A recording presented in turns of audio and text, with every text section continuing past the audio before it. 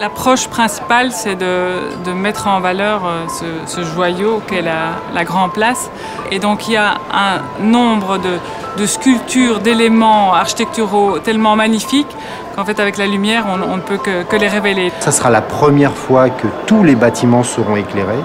Auparavant, il n'y avait que l'hôtel de ville et la maison du roi. Tous les bâtiments éclairés en blanc, de façon à révéler les couleurs des pierres, de la pierre de Caubertange. On avait présenté quelque chose de très discret qui mettait en valeur cette architecture, parce qu'il ne faut pas oublier qu'on est en zone classée, patrimoine mondial de l'UNESCO. Donc à mon avis, c'est cette touche aussi de discrétion qui a été retenue. On module la lumière, on la sculpte, c'est-à-dire on la met où on veut. Servir l'architecture par la lumière, donc la technicité du LED, mais en même temps être petit. Aujourd'hui, la plupart des villes travaillent principalement avec la couleur et je crois que défendre une scénographie de blanc, c'est une originalité en plus. Et puis effectivement, on peut après utiliser toutes les couleurs de la palette du matériel.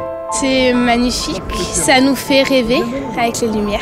It's marvelous. I can't believe that maybe it's possible to make these effects. Tout était en LED, alors pour plusieurs raisons.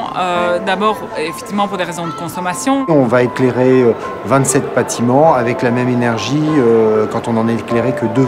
Depuis 2 ans et demi, Schrader est à nos côtés et maintenant, depuis que le chantier est là, il passe autant de nuits que nous à mettre au point ce projet parce que cette complexité concerne tout le monde aussi et donc évidemment le fabricant. C'est ce qu'on a aussi retrouvé chez Schrader, un répondant. Quand il y a un problème, il y a toujours quelqu'un. J'aime bien travailler avec Schrader, c'est le fait d'avoir une interactivité assez rapide et de pouvoir ne pas être fixé par rapport au matériel.